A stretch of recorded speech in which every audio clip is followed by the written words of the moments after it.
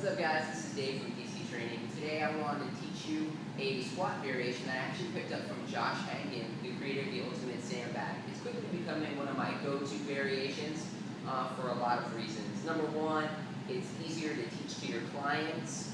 It's also easier for them to get into position even if they have movement restrictions or bad knees or tight hips.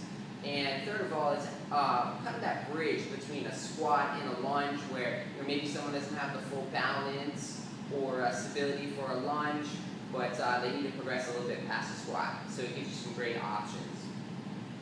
Now the way we're going to get set up into this is I'm going to start in squat position here, feet about shoulder width apart. I'm going to take one foot and I'm going to slide it back so that my ball of my foot is probably about 12 to 16 inches or so behind my other foot.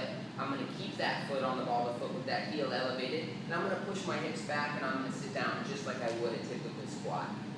Okay? Let me give you a view from the side here. Start in the squat position, slide that foot back, keep it on the ball, push those hips back, sit down, and come back up.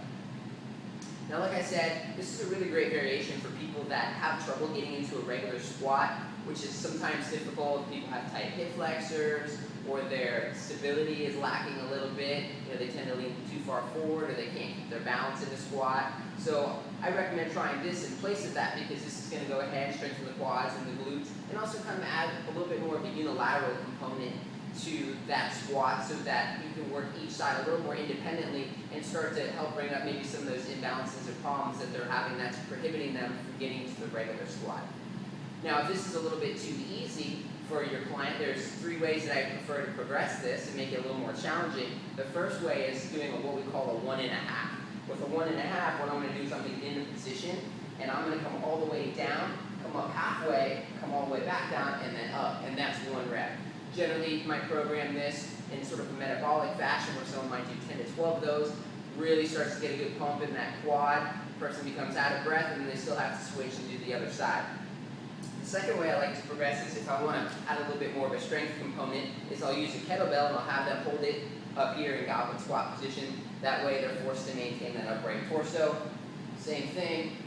A little bit more challenging here. I can slow down the tempo if I want, but obviously they have to lift a little bit more weight here. But the goblet squat positioning allows them to keep that torso that we want and also add a little bit more strength to it.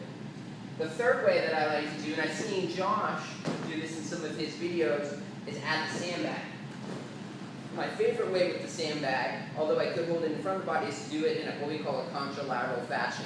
I'm going to load it to one side so that it forces my core to work harder, and the side that I'm going to load it on is the side that I slide back. So what my body's going to have to do to counterbalance wanting to fall to the right is my abdominals are going to have to keep me upright and really stabilize on the left side to keep it from going down to the right. Looks just like this.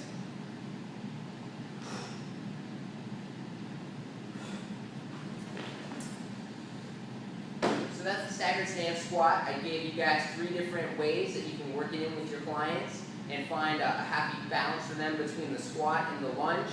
And hopefully you guys can use some of that. And I really appreciate you guys watching. Thanks.